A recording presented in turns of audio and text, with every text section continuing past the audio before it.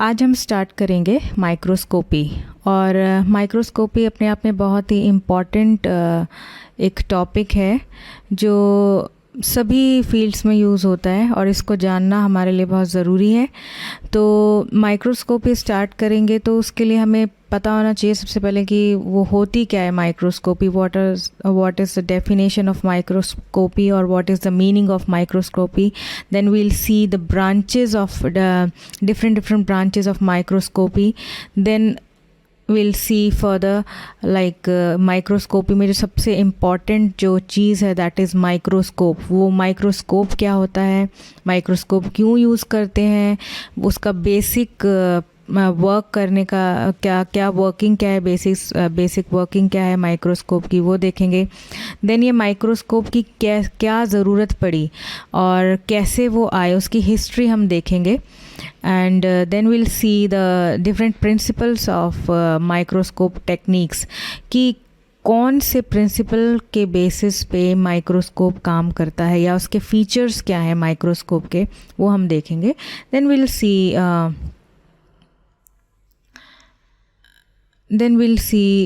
the types of microscopes and उसके 4-5 types हैं जो हम डिटेल में देखेंगे।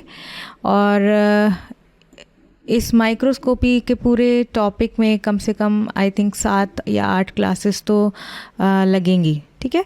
तो आज हम इसके जनरल चीज़ें देखेंगे, डेफिनेशंस, ब्रांचेस, माइक्रोस्कोप क्या होता है, क्यों होता है, how does it work, and historical view and some techniques will see today. So let us start.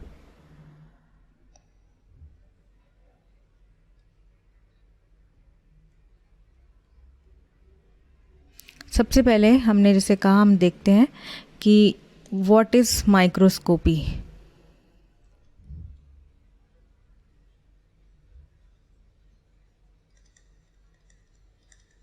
Definition of microscopy.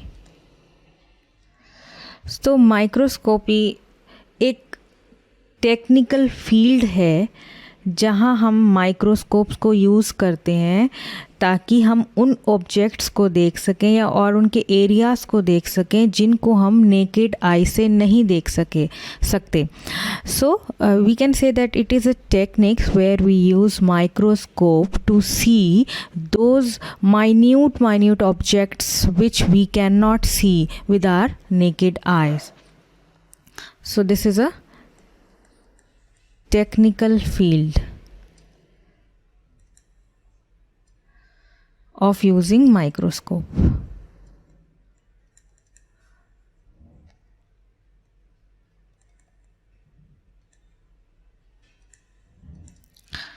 Then ये जो माइक्रोस्कोपी है इसकी ब्रांचेस होती हैं। ब्रांचेस किस बेसिस पे होंगी? ब्रांचेस होंगी इस बेसिस पे कि माइक्रोस्कोप कितने टाइप के होते हैं, किस तरह के होते हैं, उसके बेसिस पे इसकी 3 ब्रांचेस हैं। And these branches are, number 1 light या optical microscopy.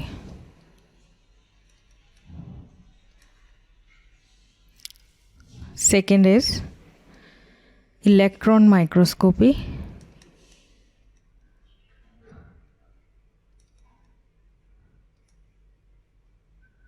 And third is scanning microscopy.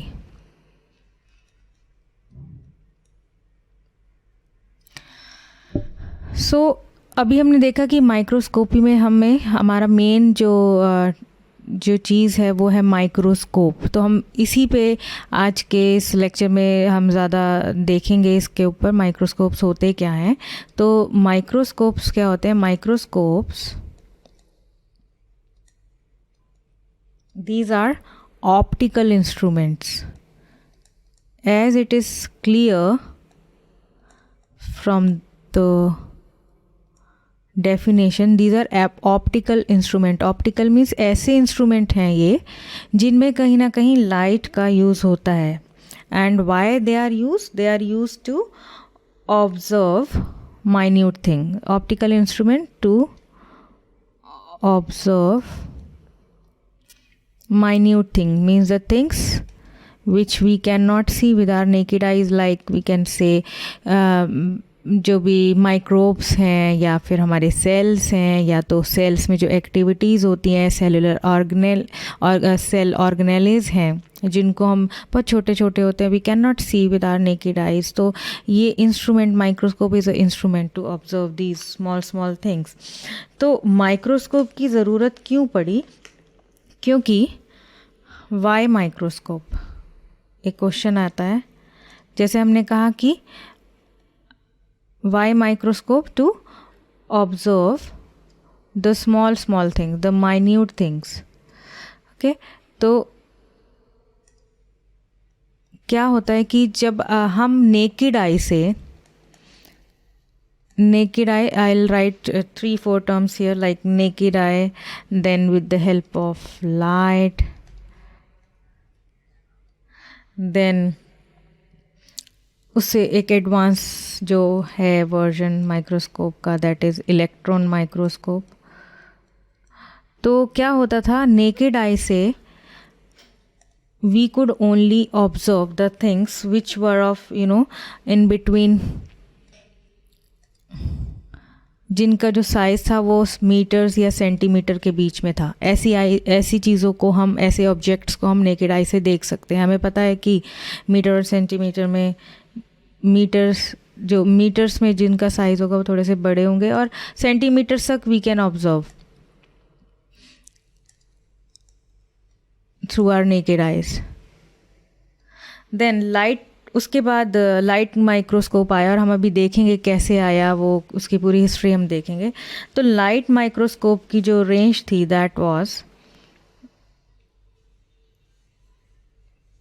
Millimetre to micron metres. मतलब वो चीज़ें जिनका साइज़ इनके बीच में था, इस रेंज में था, वो हम देख सकते थे लाइट माइक्रोस्कोप से. लेकिन फिर जब साइंटिस्ट इसके बारे में, ये माइक्रोस्कोप्स की रिसर्च कर रहे थे, उनके ऊपर काम कर रहे थे, तो उन्होंने देखा कि क्यों ना हम कुछ ऐसी चीज़ हम डिस्कवर करें, ऐसे लेंसेज डिस्कवर करें जो इससे भी छोटी चीज़ को देख सकते हैं. तो उसके बाद फिर आए इलेक्ट्रॉन माइक्रोस्कोप. तो इलेक्ट्रॉन माइक्रोस्कोप ऐसे माइक्रोस्कोप हैं जिनमें हम नैनोमीटर तक की चीज़ों को भी ऑब्जर्व कर सकते हैं. और कितना नैनोमीटर? मतलब 100 माइक्रोन मीटर से 0.1 नैनोमीटर, बहुत सबसे छोटा जो साइज़ है, वो तक हम ऑब्जर्व कर सकते हैं with the help of electron microscope. So this is like, if we arrange them in decreasing order, like according to their size, so we can decrease them like this, like meter, centimeter with the naked eyes, then millimeter with the help of light, and micron meter with the help of light, micron we can see them. and फिर कुछ micron metre से लेकर nanometre, इतना जो मैंने size बताया, यहाँ तक हम ऑब्जर्व कर सकते हैं with the help of electron microscope. Then after this we will see, मैंने बोला था कि वाई माइक्रोस्कोप, तो इसीलिए ज़रूरत पड़ती है ताकि हम छोटी छोटी चीज़ों को, मतलब 0.1 नैनोमीटर तक के साइज़ को भी हम ऑब्ज़र्व कर सकें. देन हम एक बेसिक सा देखेंगे कि ये जो माइक्रोस्कोप्स होते हैं ये काम कैसे करते हैं, क्योंकि अगर हमको यही नहीं पता इसका बेसिक कि काम कैसे करेंगे, तो हम लाइट माइक्रोस्कोप हो, या फिर जो भी हम टाइप्स पढ़ेंगे आगे, फेस कॉन्ट्रास्ट माइक्रोस्कोप हो, या तो फ्लोरेसेंट माइक्रोस्कोप्स हो, या तो इलेक्ट्रॉन माइक्रोस्कोप हो, या फिर एक्सरे डायफ्रैक्शन माइक्रोस्कोप हो, तो हम उनको नहीं समझ पाएंगे. तो इसलिए हम इसका बेसिक देखते हैं कि हम इनको माइक्रोस्कोप्स मतलब जनरली कैसे काम करते हैं. तो दो तरह के माइक्रोस्कोप स्टार्टिंग में मतलब आए थे. There were simple microscope and compound.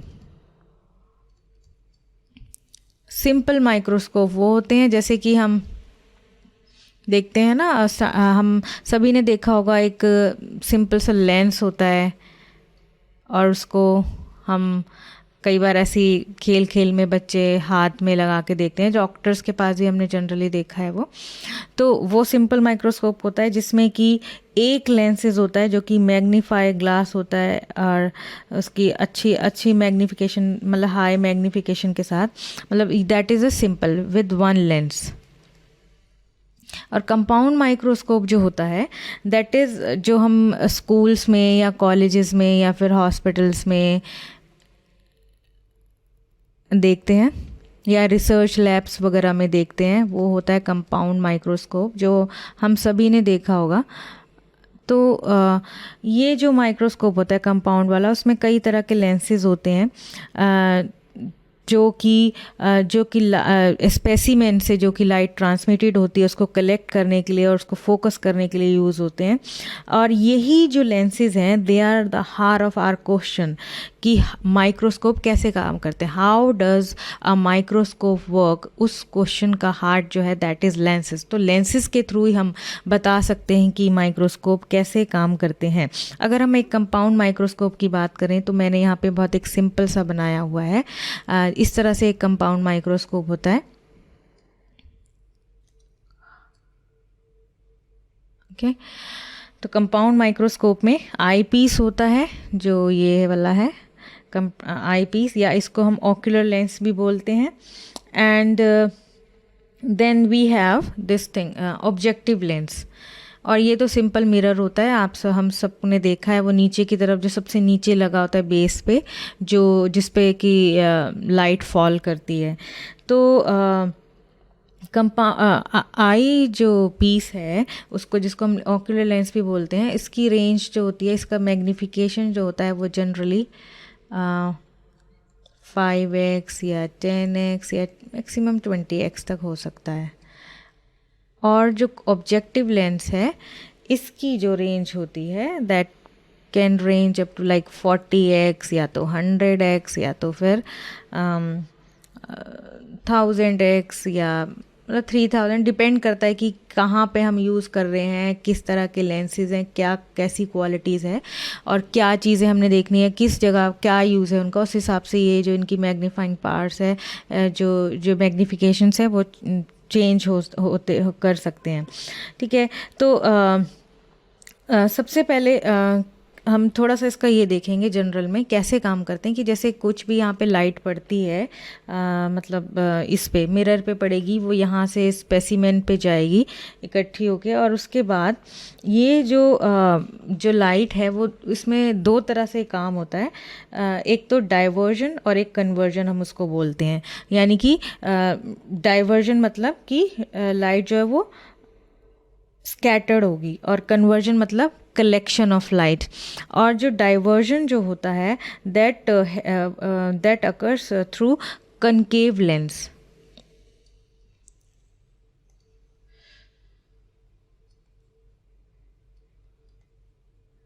Concave lens का क्या काम होता है कि ये डाइवर्ज करेगा, डाइवर्ज मतलब उसको स्कैटर करेगा लाइट को। एंड ये एक और है दूसरा इसका पार्ट है दैट इज़ कन्वर्जेंट। कन्वर्जेंट का मतलब है कि जैसे हम यहाँ पे देख रहे हैं ये लाइट जो है वो इकट्ठी होके ऑब्जेक्टिव लेंस पे पड़ रही है, तो जो इकट्ठा करने का काम है that occurs with the help of convex lens, that is collection of light occurs with the help of convex lens. तो ये बहुत इम्पॉर्टेंट है इसमें लेंस में। कोई लेंस किस तरह से काम करता है, जो लाइट है उसकी किस तरह से काम करती है, यही प्रोसेस है उसमें कि डाइवर्जेंट एंड कन्वर्जेंट। और डाइवर्जेंट हमें याद रखना है कि जो डाइवर्जेंट होता है that takes place with the help of concave lens, and this thing convergent that is collection of light occurs with the help of convex lens. And इसीलिए हम ये बोल सकते हैं कि जो लेंसेज होते हैं माइक्रोस्कोप में, लाइट माइक्रोस्कोपी में specially, they are designed as concave convex lens. तो अगर इस तरह से चीज़ें नहीं होंगी, डाइवर्स होके फिर इकट्ठा कलेक्ट करो, फिर वो डाइवर्ज होगी, फिर आई पीस में कलेक्ट होके आएगी। तो अगर इस तरह से नहीं होगा तो हमें ऑब्जेक्ट कोई भी सही से नहीं दिखेगा। तो इस तरह से इसीलिए इनका डाइवर्जन कन्वर्जन के जो प्रिंसिपल है वो इनको फॉलो करना ज़रूरी है। एंड एक और चीज़ होती है कि जो आई पीस है वो जनरली हमने कहा मैक्सिमम 20x तक होता है उसकी वैल्यू मैग्नीफिकेशन, या ऑब्जेक्टिव लेंस का मतलब 140, 100,000, 3,000 डिपेंडिंग अपॉन हम कहाँ यूज़ कर रहे हैं। तो इसका उल्टा क्यों नहीं हो सकता? क्योंकि अगर हम सपोज़ आई पीस को 100x कर दें, ये इसको हम सपोज़ 100x कर दें, और जो ये ऑब्जेक्टिव लेंस है इसको हम 20x कर दें, तो क्या होगा कि हमें इमेज क्लियरली नहीं दिखाई देगी, क्योंकि जो आई पीस है उसमें डाइवर्जेंट ज़्यादा होगा एंड जो ऑब्जेक्टिव लेंस है उसमें कन्वर्जन ज़्यादा होगा तो वो इकट्ठा करता रहेगा, और मतलब जो उसका डाइवर्जन का काम है आगे, जैसे यहाँ पर हम देखते हैं ये डाइवर्जन का काम है, ये नहीं हो पाएगा।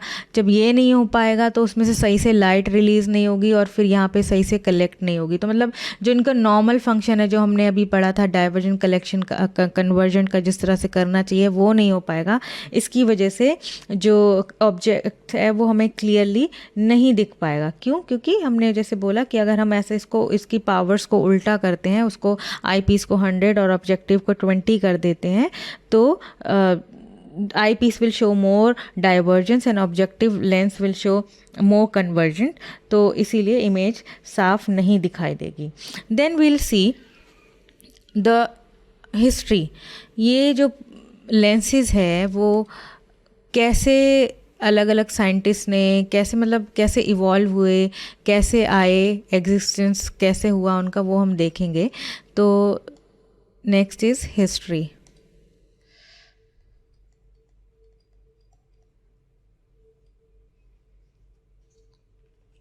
हिस्ट्री रिव्यू ऑफ सेल, ये देखना पड़ेगा सेल के बारे में। तो उसी से, क्योंकि हम देखते हैं डिफरेंट साइंटिस्ट आए थे जिन्होंने स्टडी करा सेल के स्ट्रक्चर को, किस तरह से करा, कब करा, वो हम देखेंगे। और उसी के हिसाब से जो माइक्रोस्कोपी है वो एडवांस होती गई। हम सबको पता है कि सेल जो है एक साइंटिस्ट थे जिनका नाम था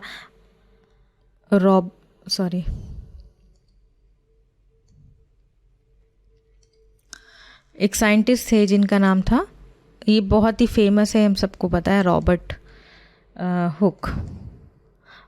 हुक ने, उनकी एक बुक थी जिसका नाम था माइक्रोफेजिया। इसमें इस बुक में रॉबर्ट हुक ने इस टर्म को दिया था सेल को, उन्होंने बोला था कि cell is the structure and function unit of life. और उन्होंने ही क्या देखा था कि सेल के कुछ कॉक लाइक स्ट्रक्चर होते हैं। एक प्लांट था जिसका नाम था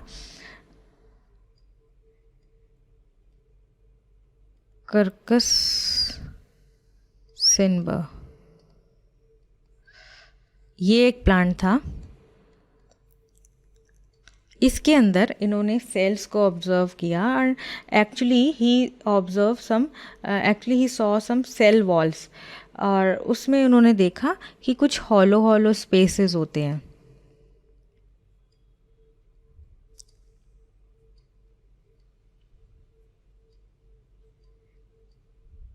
Like this he observed.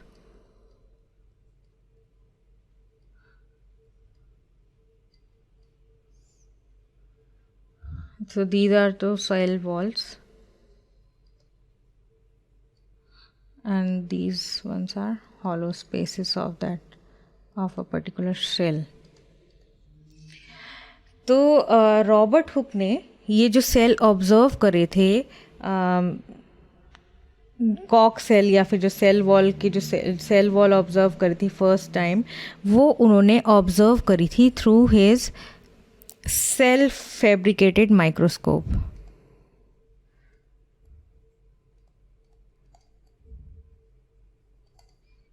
ये उनका एक खुद का बनाया हुआ एक माइक्रोस्कोप था जिससे उन्होंने ही observe these dead cell walls. Then एक और साइंटिस्ट आए जिनका नाम था लीवनहुक। उनका पूरा नाम था Antony von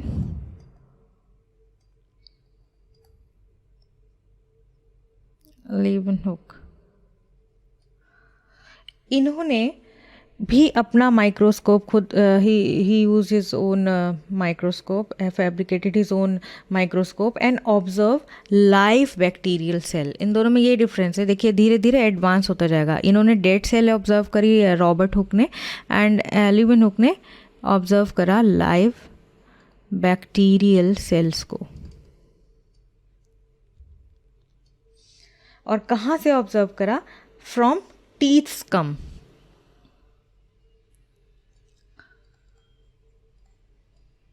we all know that हमारे टीथ स्कम में बैक्टीरियाज होते हैं, तो वहीं से इन्होंने इनको बैक्टीरियल सेल को ऑब्जर्व किया था। एंड इसीलिए लीवनहुक, क्योंकि उन्होंने लाइव सेल्स को ऑब्जर्व करा था फॉर द फर्स्ट टाइम, इसीलिए लीवनहुक को ही was credited as the discoverer of the microscopy.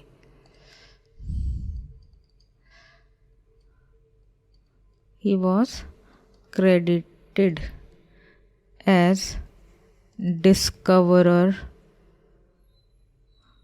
of microscopy. Then one more scientist was there. His name was Hertwig.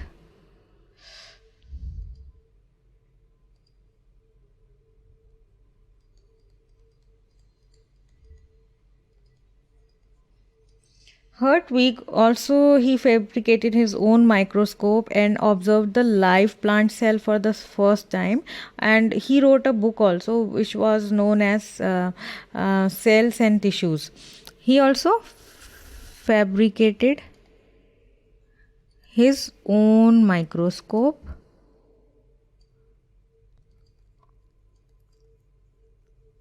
but where he observed the cell, the live plant cell, and observed live plant cells.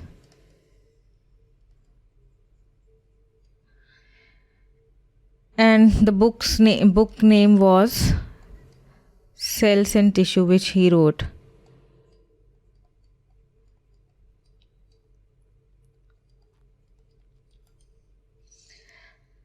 Then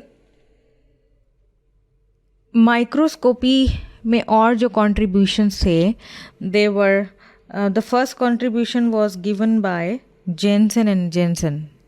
first contribution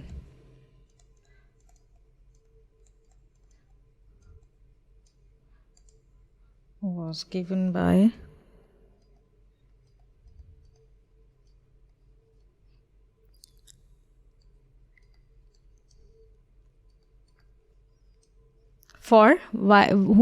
what contribution he gave. He like of simple microscope.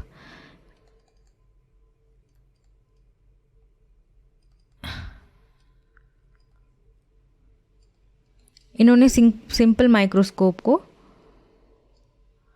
बनाने के लिए अपना contribution दिया था. Second जो contribution था microscope के लिए थोड़ा सा और एडवांस जो आया, that was second contribution which was given by Robert Hooke. The second contribution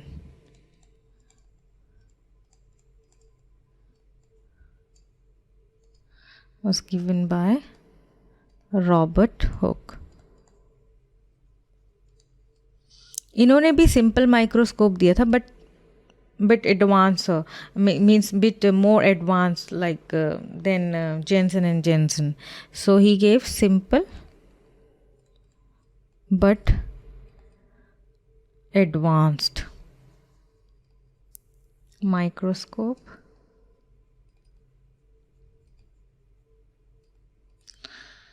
and third जो कंट्रीब्यूशन था, that was given by, as we have seen earlier, third contribution by Antony von Leeuwenhoek.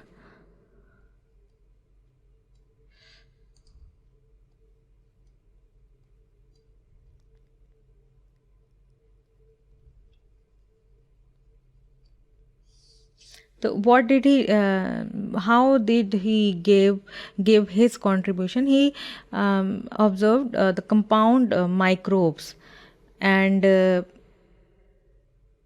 compound microbe. Sorry, microscope. Compound